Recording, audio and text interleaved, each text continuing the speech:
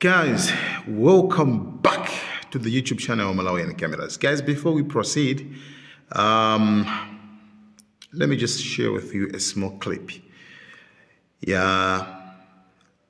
Rabbi. Muli bwanji konse kumene muli inde tidziwisane kupano zuri zitatu zimene zikufunika kwambiri. Komano ndisanapite kutali ndifuna tipatsane ka clip, ka video, ka clip ndetu ka Rabbi ku chalichi timati abusa pastor, prophet, whatsoever.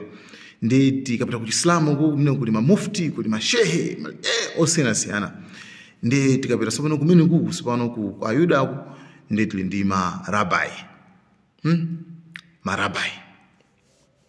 Anyway, si tukupita patali si tukulowa patali komano tukufuna timve kuti wamkulu wawo kumene kuku rabbi iwo amakambirana zotani akamakhala.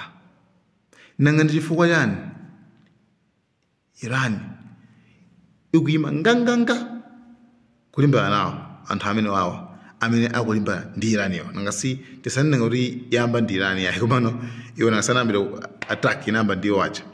Ndi tufuna tuone kuti maganizo awo ndi otani. Ka video kamene kakandithu mwina kakosenthana maganizo.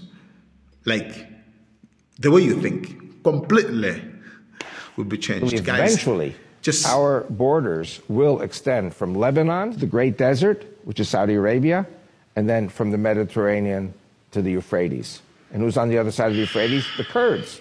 And the Kurds are our friends. So we have the Mediterranean behind us, the Kurds in front of us, Lebanon, which really needs the umbrella of protection of Israel. And then we're going to take, I believe we're going to take Mecca, Medina, and Mount Sinai and purify those places. We will purify those places. So that malo anada ndo desedwa. Iwo wangati Ayuda oyera ndamene angailetse nditu malo onsewa. Maka, Medina, chano kuseku maiko sewa. Kwa amene sitiva chizungu tige nchije wankani. Akuti nthaka imene inalonjezedwa kwa iwowa apo sinati. Si apa kuti pasula ku Gaza ku Palestine apo akuti sinati. Nthaka imene iwowa analonjezedwa iwo akuyenera kupanga expand nditu kukwera ndikuti Igupto ija Egypt ija choncho mpaka na Jordani choncho Syria choncho maina onde situ mpatingata nthauziro mpakana kukafika ku Mecca and Medina. Mecca and Medina. Plan yawo nditiyo imene. Plan itu imene yo plan. Ife amapulani athu amakhala a 2 days 1 week kumapita kwa mwezi chaka chamawa ndimanga nyumba kapena chaka chamawa ndilima. Si mapulani akhala amene.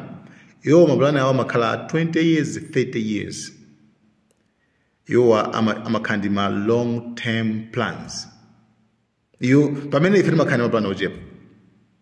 Ndi anthuwa achina Irani anadziwa kale. Anadziwa kale anawerenga kale kuti awawa zoita zizi. Taimitse. That's why mwina nkumafusa kuti chifani Irani ifuna khandi nawo simabomba nyukili yawo. Yes, nkhaneke ndimene. Mwana mina aganizira nzanu. Because they are chosen people. Akuti unasankhidwa. Children of God. Yo akona kuti iwo ndi ana a Mulungu osankhidwa. Ena to sifa osankhidwa, sifa ana a Mulungu. Ndiyeno afuna atenge ndithu malo amene wawa. Mpaka nakafika ku Mecca ndi Medina. Nde chuma dabwitsa kwambiri nchona kuti banji Asilamu maiko amene wawa akumagona too much. Like too low.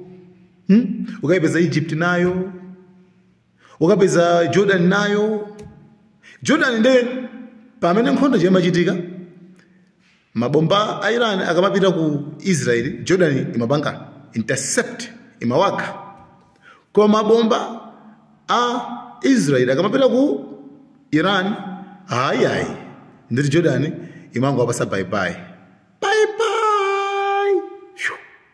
adutse right so bono sakudziwa iyeyo I don't know guys just kungopambwana koma sakudziwa kuti iyeyo aliso mchani mu list akangothana ndi Gaza iye kungothana nayo Palestine ndikuti ipina papa that means definitely akalowa mu Lebanon pachasa Lebanon yanayamba kale pacha kenako Jordan yolo la nilo mpaka nsinje umene cha Euphrates muna verse muna maneno na mucha mpaka nakaenda ku Egypt mpaka nakafika kuchani kumeka wina bano wina ndoti abasi iraniyo basi aitibule aitibule anzaniwo anthu aku iraniwo anewelenga kalekale amadziwa kale maplani awonse ndifa yake amayimitsira konko ndifa yake amafuna kuwaonetsa kuti sizophweka atu sizophweka sikuti mungatenge mophweka yayi zinsisi zimenezo zimene mamedia ena sangakuuze azingokuuza ni yayi mwakuti right kuti tayambe kufotokoza za anthu amene za anthu amarabai akuluakulu azitsogolera mipingo akumene kuku aku Israeli kuti tayambe kufotokoza one by one zimene amakamba iniyo mutha khumudwa kwambiri munthu amene sali Myuda si munthu kwenikweni kwa iwo utu zinyama right a Kristu ishu imene iwo anajira ndinaonesa video also before naonesa video rabbi wina amanena kwenda kuti even a Kristu nthawi zonse amamugwiritsa Mulungu chifukwa a Kristu amaphatikiza Mulungu ndi zinthu zina ofunika wase kungadula makosi amene right anyway muli musema tisiye imene komano mwamva mapulani ake ndamenewo ndeso kuti sila bomba nkhondo sikuti ndiyalero ya 2 days yayi nkhondo ndiyopitirira ikafika mpaka na koma uko iwo ndi anthu osankhidwa chosen people and akuyenera kuti atenge chimene akudzoza kuti achitenga koma kumene kuti dziko limodzi limene nthawi zonse limapasa pressure kwambiri kuti apange zimene zizi ndiyeno dziko lanji Iran limapasa pressure kwambiri ifeso tingakwanise panga zimene tupangazi chifukwa Iran chakangoona that's why Iran imaziti safika kono ndamatetezera ufulu wake mapalestina acha chabwino pamwe ramva night tiyeni tipita nsopano ku I don't think to proceed. No. Okay, yeah. Tingo pitiliza. Mafati idule. Koma I think tingo bangiratu komodzi. Muga la muzalekeza 8 minutes 9 minutes kana kumuzabo yaso muzabito ziso kwina koso. Right? Yeah, tasayiro banga ma videos ya with other follow. Anyway. Tipita nsopano ku Iran. Iran zulu kunali maliro. Anthu amene ndithu makomando chane anthu ambaye na amene anaphedwa right komano kwachitika zina zakeso zimene zizodabwitsa kwambiri chifukwa anthu ena amene Israeli inalengeza nkuyika nkhope zawo kuti makomando amene utawapaipa zipeze kono kuti kumaliro ku anapezeka kwanabwera ndana ndabwera zikutheka banje ndezi thu zawo ndithu ndizimene zozo ndithu osewo analengezedwa kuti aphedwa koma ayi ndithu atikale ndithu ndi moyo chabwino china chimene chitika mene kuku nchonena kuti pali organization yaikulu yamachita ati UAI chanchan imene imayang'ana za mabomba amati watchdog kulowa mdziko muja ndikuyang'ana kuti kodi inuyo simukupanga mabomba a nuclear, kodi inuyo mukupanga za mgwirizano amene tinagwirizana. Ndiyeno iwowa ku Iran anapitako 2015 kukapanga chekose bwinobwino. Nde this time pamene anabwera anthu wazapeza kuona kuti Israeli imaba ma information ku Iran kudzera mu anthu amene wawo odzaonawo sili ndi azungu. You understand? That's why sungakhulupirira anthu amene wawo. Sungakhulupirira. That's why Iran singakhulupirira anthu amene wawo. Right? Panopa nkhani ya ceasefire ikuti bwanji. Iran yanena kuti ceasefire jareti. Ife tikudziwa the secret. Ku Israeli zida zata. Mupanga check news kuti boma lakana kupeleka budget. Lakana kupeleka budget la zipolopolo zichani zimagali moto zisani zorapita nazo ku Gaza after nkhondo ya Iran. For Iran ichakhanga ndithu inachita zinthu mena kuko. Yakana boma lakana la po panopa ndo analisopa walendo ti panopa kupulika ndithu ndi pakati pa Gaza ndi Jerusalem ndi Hamas ndi Israel ikuchitikaso panopa. The budget I was moreover Netanyahu ali milandu. Nde ku Iran ajinjira I ife zanuzweti konku kuno kusumuzibwe amazatenga ma information zisisi kumapeka kwa adani malo ena sitikuonetsana. Iran yo yagwirizana zoti izipanga ndithu bomba nyekeli komano manchibisira komaso palibeso amene zaopyeza chifayani foti sometimes wapasa trust wadalira yo akukongonda.